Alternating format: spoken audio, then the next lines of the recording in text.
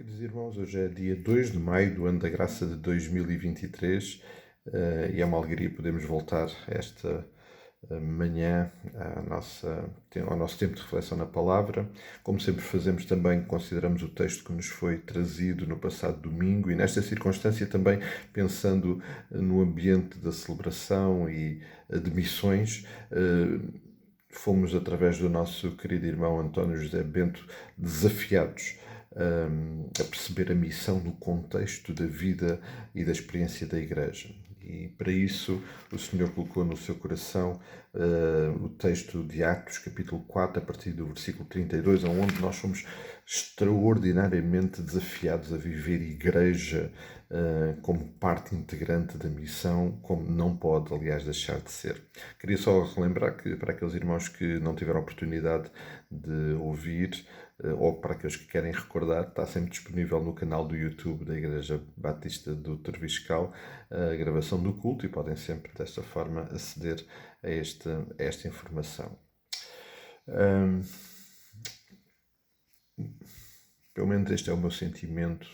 Por vezes olhamos para este texto de Atos através dos olhos e daquilo que Deus trouxe através de Lucas sobre a vida da Igreja no primeiro século, e eu pessoalmente tenho uma tendência para pensar que aquilo, pronto, foi um momento e que não é algo que hoje possa ser experimentado.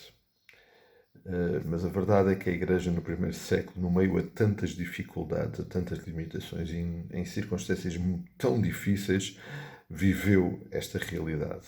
E viveu pela ação e pela intervenção sobrenatural do Espírito Santo do Senhor.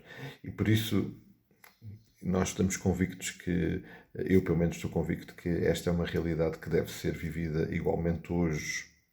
E quando olhamos para este texto, também não podemos esquecer que, sem dúvida nenhuma, a missão precisa de ser vivida a partir da Igreja e no meio da Igreja. Nada acontecerá no cumprimento da missão, dos propósitos de Deus para nós, individualmente, se não acontecer no ambiente da Igreja. E por isso esta visão que nós aqui encontramos precisa de ser vivida, precisa de ser verdadeiramente uma realidade nas nossas vidas. Até porque o próprio Senhor Jesus Cristo, encontramos essa descrição de uma forma muito clara em João capítulo 13, quando redescreveu ou redefiniu um novo mandamento para nós. Ele disse: um novo mandamento vos dou, que vos ameis uns aos outros, assim como eu também vos amei, que vos ameis uns aos outros. E nisto conhecerão todos que sois meus discípulos, se tiverdes amor uns pelos outros. Ou seja, a forma como nós vivemos a nossa experiência de Igreja é absolutamente determinante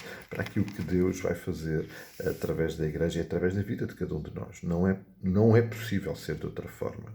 E por isso isto é muito importante e é absolutamente essencial. E aquilo que nós encontramos nesta descrição de tempos realmente muito difíceis, desafiantes, com episódios realmente muito difíceis até às vezes entender, a verdade é que eles faziam parte de tudo aquilo que estava a acontecer. E veja, Lucas, depois no capítulo 9, vem a registrar o seguinte: no meio de todos estes acontecimentos, ele registra: a Igreja na verdade tinha paz por toda a Judeia, Galileia e Samaria, edificando-se e caminhando no temor do Senhor e com o conforto do Espírito Santo que descia em número. E eles viveram situações realmente tão desafiantes, mas viviam-nas na total dependência do Espírito Santo do Senhor. E